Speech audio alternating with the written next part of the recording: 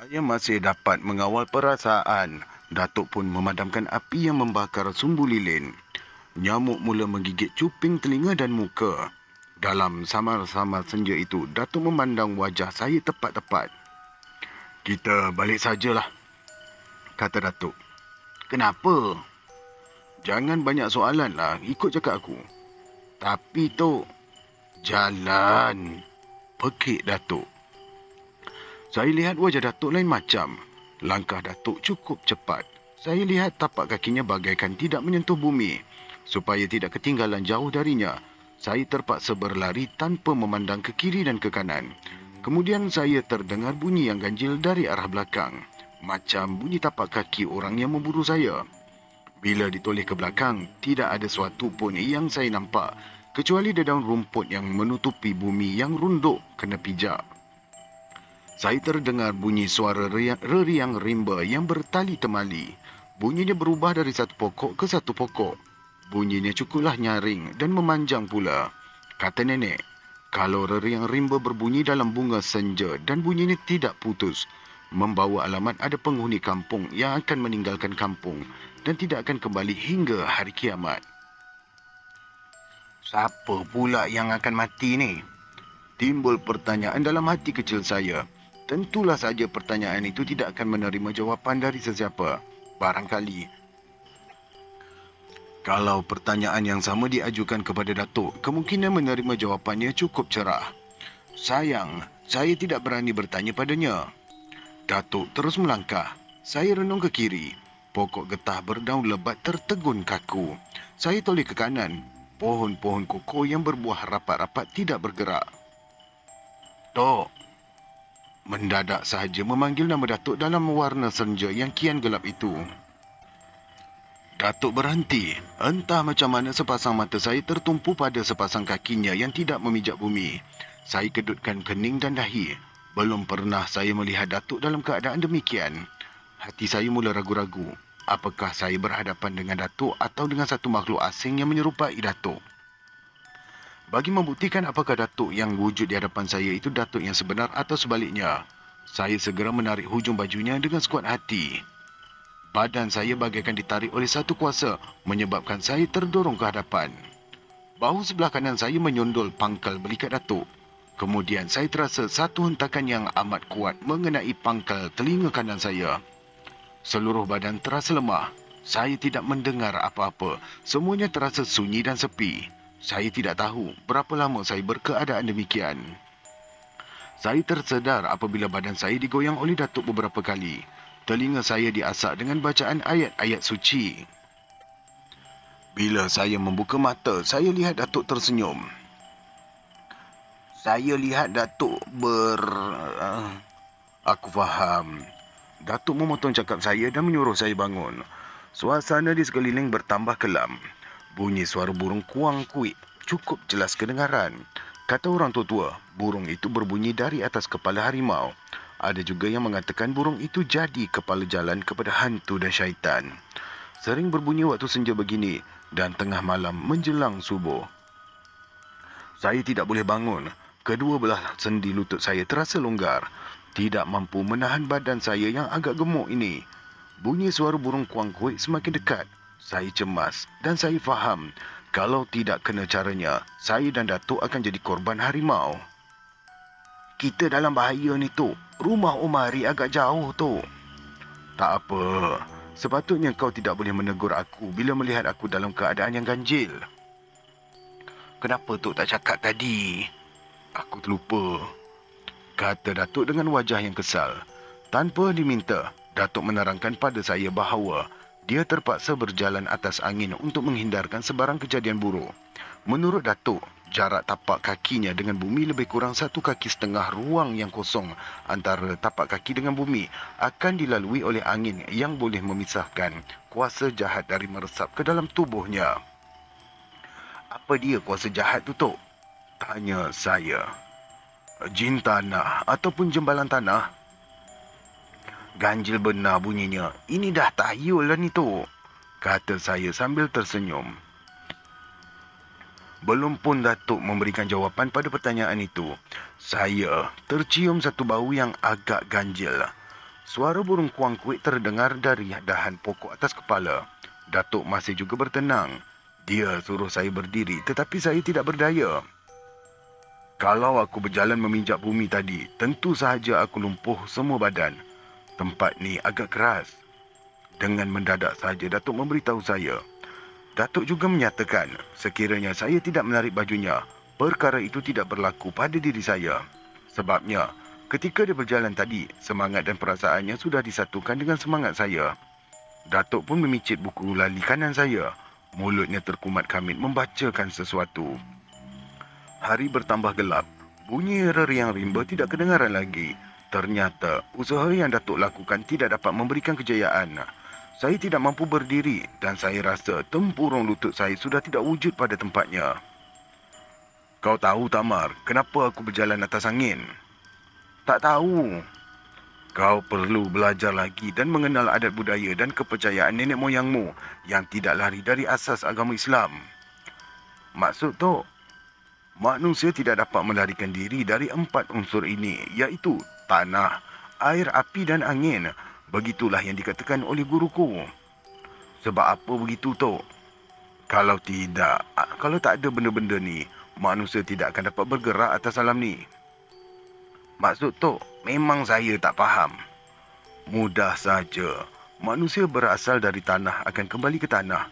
Air pula mesti ada dalam tubuh manusia. Api yang bermaksud darah mesti ada dalam diri manusia. Begitu juga dengan angin. Jika tidak ada angin, manusia tak akan boleh bernafas. Saya terdiam mendengar keterangan dari Datuk itu.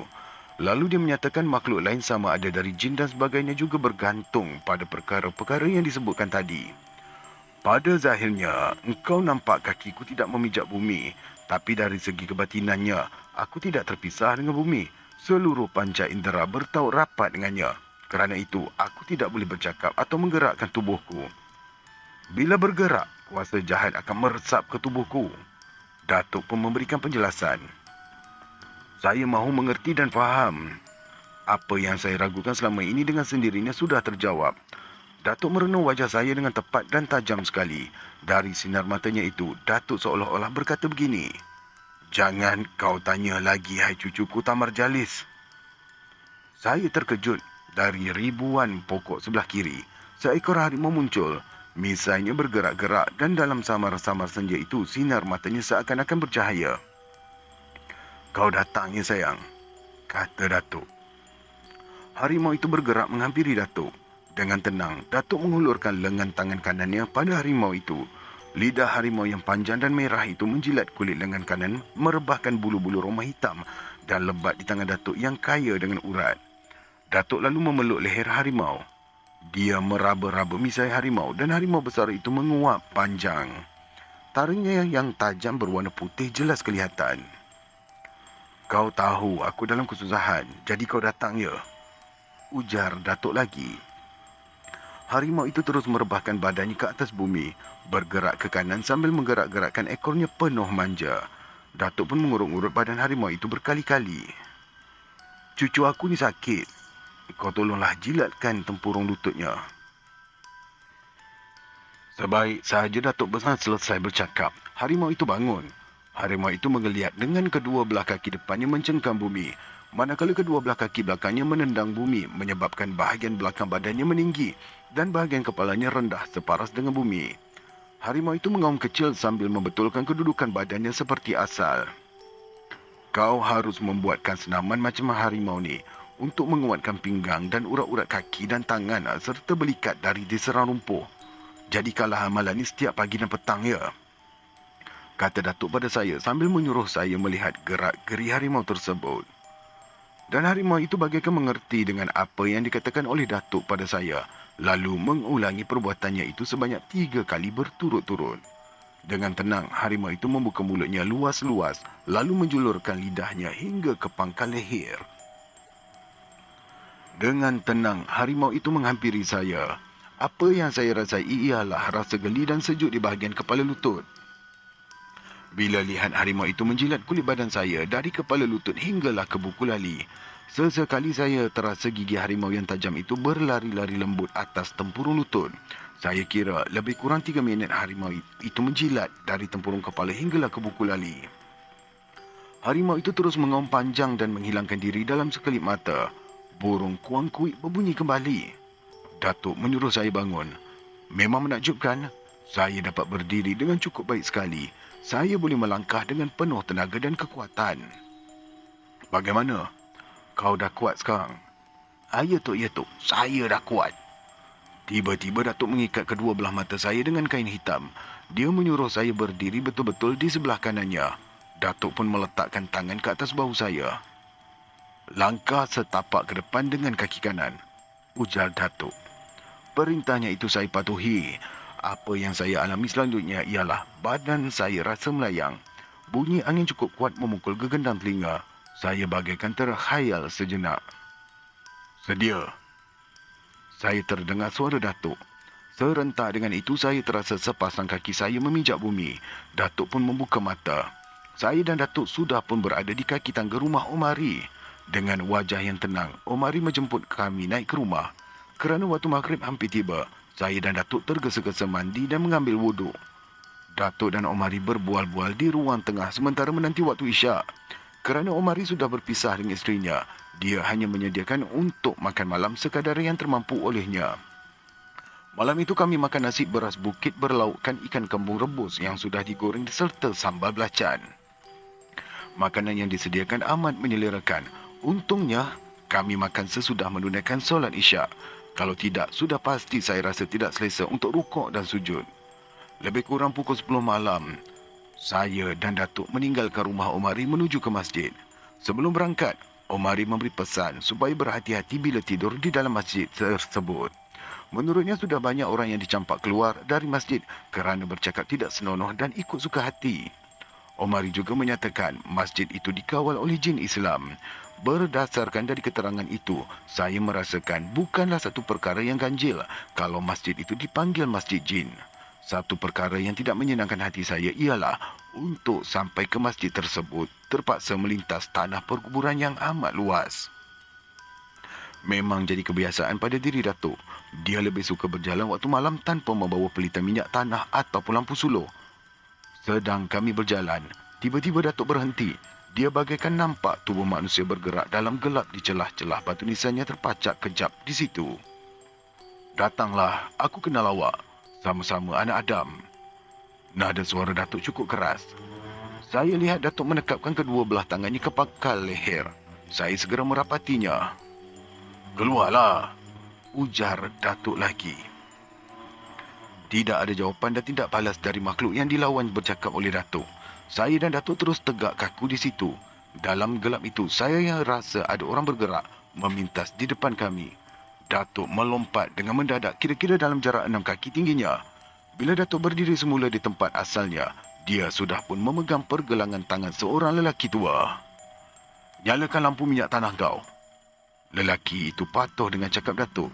Dari cahaya lampu minyak tanah itu, jelas kelihatan wajah lelaki dalam usia 50-an. Wajahnya pucat sungguh. Dari mana kau ni? Soal Datuk.